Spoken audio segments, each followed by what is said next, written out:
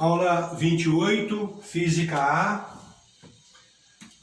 Mais uma aula sobre colisões. Colisões, segunda parte. Colisão é um evento extremamente rápido.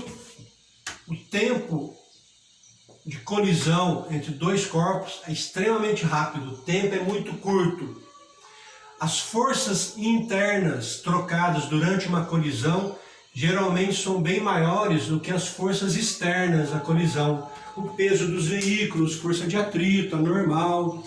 As forças trocadas durante uma colisão geralmente são bem maiores.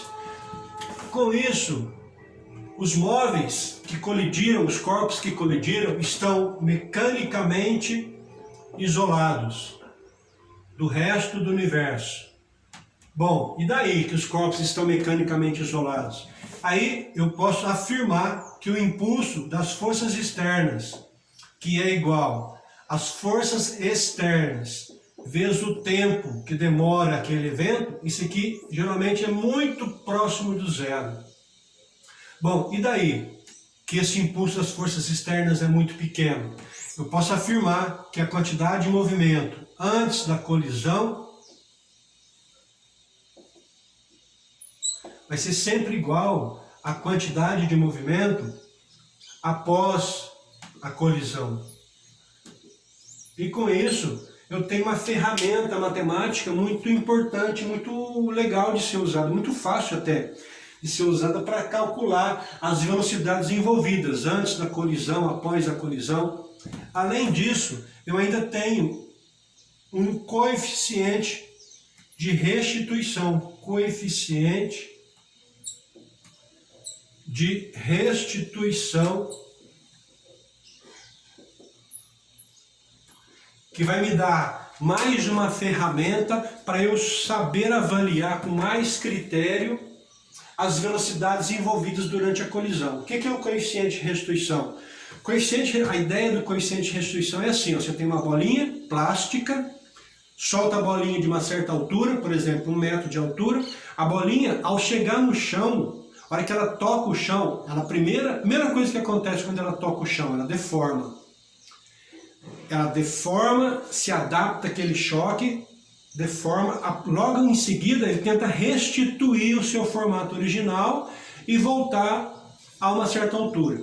Se não tivesse perdas nenhuma no choque com o solo, se a restituição fosse total, se nem barulho aquele choque causasse, gerasse, a bolinha poderia voltar da mesma altura que ela foi lançada. Mas tem perdas de energia, com certeza tem perdas. Só do barulho que a gente escuta, do som gerado no toque da bolinha com o solo, esse som é uma energia sonora que vem da energia mecânica que a bolinha possuía antes do toque, antes do choque. Então a ideia do coeficiente de restituição é essa restituição que os materiais têm para tentar voltar ao formato original e readquirir o que existia antes, a energia de antes, a altura de antes, por aí vai. Durante um choque também acontece isso. Durante um choque entre veículos, primeira coisa que acontece, os veículos se deformam. Um deforma o outro. E numa dessas, qual que é a tendência após isso? Eles readquirirem o seu formato original e voltar às condições iniciais. Claro que isso é impossível de acontecer. Pega uma porcelana, eu falei de uma bolinha plástica, jogar bolinha plástica, uma bolinha de borracha no chão, ela cai, deforma, depois ela tenta restituir o seu formato original e voltar da altura que ela foi lançada. Agora joga uma peça de porcelana, a peça de porcelana chega no chão, a hora que ela for deformar por causa do choque, ela já quebra. Não tem restituição, restituição seria zero. Se a bolinha que conseguir restituir tudo que ela possuía antes, ela volta da altura que ela foi lançada. Aí o coeficiente seria 1, 100%. Então a ideia do coeficiente é essa. Esse coeficiente aqui tem 3 classificações. Então esse aqui seria classificação do coeficiente de restituição. A gente usa a letra E, minúsculo, para representar esse coeficiente. Primeiro, esse coeficiente recebe o nome de, aliás, o choque recebe o nome de anelástico ou inelástico ou plástico. Esse coeficiente é zero. Todo choque inelástico, ou também chamado de inelástico, ou choque plástico, esse coeficiente recebe valor zero. Ora, como é que se calcula esse coeficiente? O coeficiente é velocidade relativa após o choque, dividido pela velocidade relativa entre os móveis antes do choque. Aí eu estou afirmando nessa primeira classificação aqui que esse coeficiente é zero. Ora, para esse coeficiente ser zero, o denominador não pode ser zero. Não pode mesmo, né? Tem que ter uma velocidade relativa entre eles, senão não tem choque. Então é o numerador que é choque, que é zero. O numerador tem que ser zero. Então, a velocidade relativa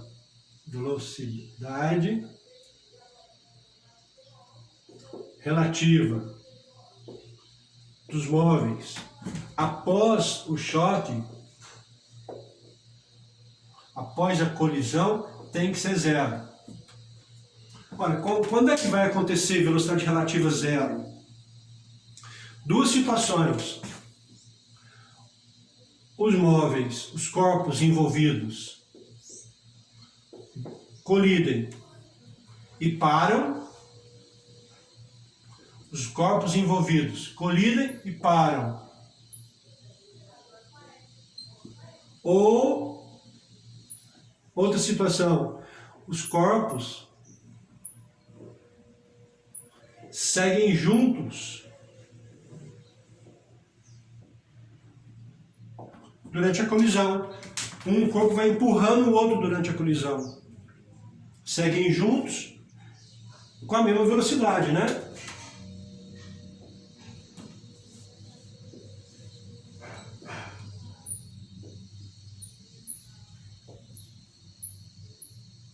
Então seria assim, móvel A, móvel B em sentidos contrários, antes da colisão.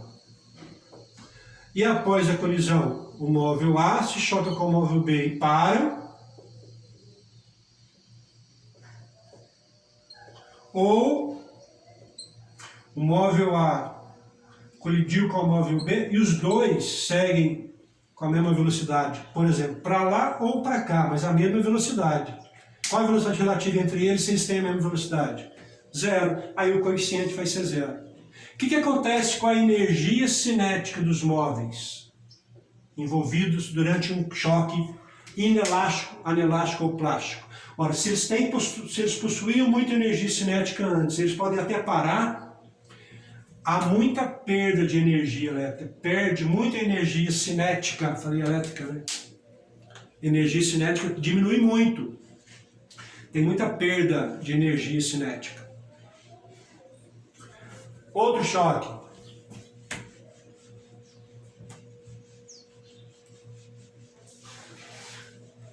Vamos para o terceiro. Falei do primeiro tipo de choque, vamos para o terceiro.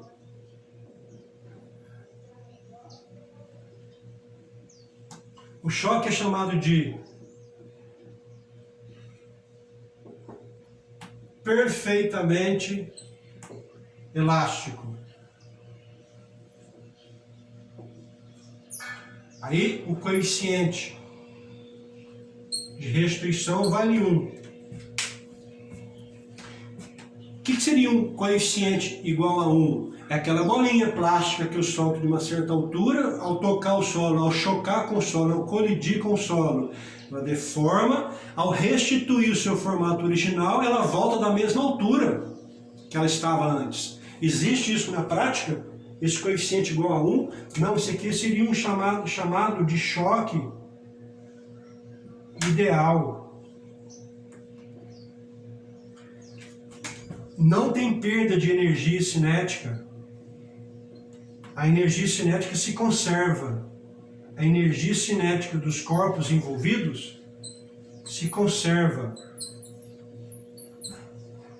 Nem barulho faz, nem barulho pode fazer esse choque, porque se faz barulho, a energia sonora vem de parte da energia mecânica que os corpos possuíam. Então é um choque conhecido como choque ideal. Colidiu e volta às condições iniciais de antes do choque. Porra, totalmente teórico isso. E entre um caso que é extremo, né? Bateu e não tem elasticidade nenhuma, e tem elasticidade total, tem o segundo caso que fica entre um e outro, que é o chamado choque parcialmente elástico. Então, o coeficiente de restrição ele é maior que 0 e menor do que 1. Esse coeficiente, então, num choque parcialmente elástico, está entre 0 e 1. Por que não pode ser 0? Se for 0, o choque é inelástico. E se for 1, o choque é perfeitamente elástico. É o que acontece em grande parte dos choques, né? Da bolinha, por exemplo. Soltou a bolinha de uma altura de 1 metro, por exemplo, ela colide com o solo, deforma, volta o seu formato original, tenta restituir o teu formato original, mas não consegue voltar na mesma altura, porque só do barulho que você ouviu já tem perda de energia mecânica. Então, é parcialmente elástico. O que acontece com a energia cinética que o móvel possuía? Olha, tem perdas também. Só que as perdas nesse choque aqui, inelástico, é muito maior do que as perdas da energia cinética no choque que é parcialmente elástico. Então, o coeficiente de restrição está entre 0 e 1. É como se fosse porcentagem. Soltou uma porcelana, um objeto de porcelana, qual que é o coeficiente de restrição? É 0, não tem nada de restrição. Soltou uma bolinha de borracha, uma bolinha plástica, bem maleável. Não pode ser muito maleável também, tem que ser uma rigidez moderada para que ela tenha um poder de restituição. Então o coeficiente está entre 0 e 1. Com essa divisão aqui de energia cinética. Sempre há perda de energia cinética, desde que seja um choque teórico, né, chamado de perfeitamente elástico. Acho que é isso.